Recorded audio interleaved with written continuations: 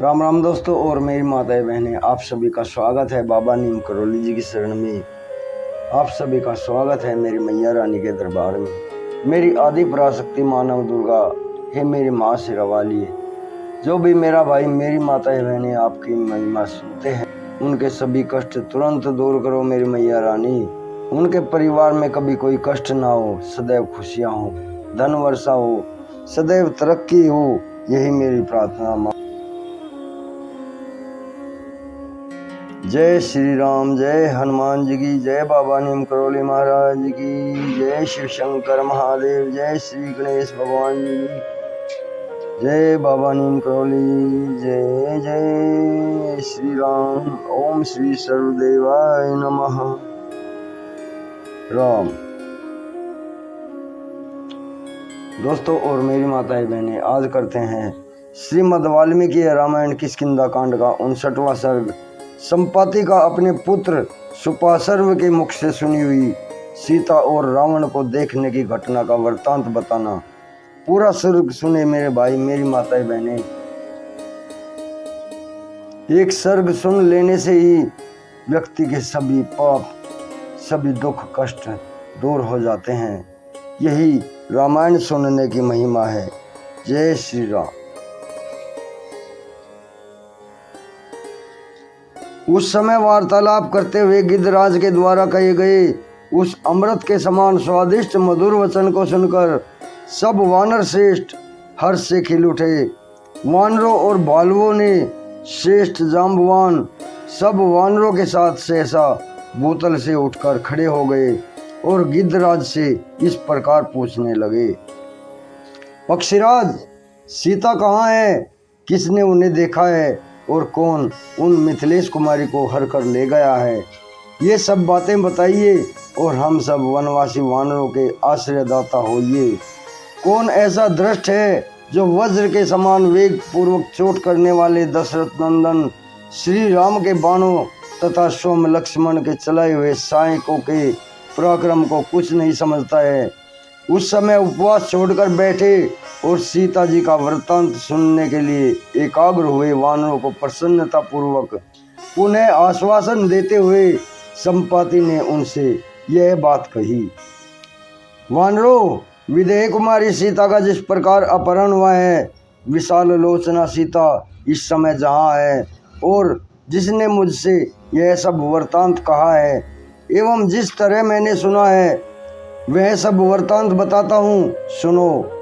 यह दुर्गम पर्वत कई योजनों तक फैला है। दीर्घ काल हुआ जब मैं इस पर्वत पर गिरा था। मेरी प्राण शक्ति अक्षीण हो गई थी और मैं वृद्ध था। इस अवस्था में मेरा पुत्र पक्षी परवर सुपार्श्व भी यथा समय आहार देकर प्रतिदिन मेरा भरण पोषण करता है। जैसे गंधर्वों का काम भाव तीव्र होता है, सर्पों का क्रोध तेज होता है और मर्गों को भय अधिक होता है, उसी प्रकार हमारी जाति के लोगों की भूख बड़ी तीव्र होती है। एक दिन की बात है, मैं भूख से पीड़ित होकर आहार प्राप्त करना चाहता था। मेरा पुत्र मेरे लिए भोजन की तलाश में निकला, किंतु सूर्यास्त होने के बाद वह खाली हाथ लौट आया। उसे कहीं मांस नहीं मिला। भोजन न मिलने से मैंने कठोर बातें सुनाकर अपनी प्रीति बढ़ाने वाले उस पुत्र को बहुत पीड़ा दी, किंतु उसने नम्रता पूर्वक मुझे आदर देते हुए यह यथार्थ बात कही। तात, मैं यथा समय मांस प्राप्त करने की इच्छा से आकाश में उड़ा और महेंद्र पर्वत के द्वार को रोक कर खड़ा हो गया। वहाँ अपनी चोंच नीची करके मैं समुद्र के भीतर विचरने वाले सैकड़ों जंतुओं के मार्ग को रोकने के लिए अकेला ठहर गया। उस समय मैंने देखा, खान से काटकर निकले हुए कोयले की राशि के समान काला कोई पुरुष एक स्त्री को हर कर लिए जा रहा है। उस स्त्री की कांति सूर्योदय काल की प्रभा के समान प्रकाशित हो रही थी। उस स्त्री और उस पुरुष को देखकर मैंने उन्हें आपके आहार के लिए लाने का निश्चय किया, किंतु उस पुरुष ने नम्रता पूर्वक मधुर वाणी में मुझसे मार्ग की याचना की। पिताजी, भूतल पर नीच पुरुषों में से कोई ऐसा नहीं है जो विनय पूर्वक मीठे वचन बोलने वाले पर प्रहार करे। फिर मुझ जैसा कुलीन पुरुष कैसे कर सकता है? फिर तो वह तेज से आकाश को व्याप्त करता हुआ सा वेग पूर्वक चला गया। उसके चले जाने पर आकाशचारी प्राणी सिद्ध चारण आदि ने आकर मेरा बड़ा सम्मान किया। वे महर्षि मुझसे बोले, सौभाग्य की बात है कि सीता जीवित है। तुम्हारी दृष्टि पड़ने पर भी स्त्री के समान तुम्हारी दृष्टि पड़ने पर भी स्त्री के साथ आया हुआ वह पुरुष किसी तरह सकुशल बच गया, अतः अवश्य तुम्हारा कल्याण हो। उन परम शोभायमान सिद्ध पुरुषों ने मुझसे ऐसा कहा। तत्पश्चात उन्होंने यह भी बताया कि वह काला पुरुष राक्षसों का राजा रावण था। तात दशरथ नंदन श्री राम की पत्नी जनक किशोरी सीता शोक के वेग से पराजित हो गई थी। उनके आभूषण गिर रहे थे और रेशमी वस्त्र भी सिर से खिसक गया था। उनके केस खुले हुए थे और वे श्री राम तथा लक्ष्मण का नाम ले लेकर उन्हें पुकार रही थी। मैं उनकी इस दयनीय दशा को देखता रह गया। यही मेरे विलंब से आने का कारण है। इस प्रकार बातचीत की कला जानने वालों में श्रेष्ठ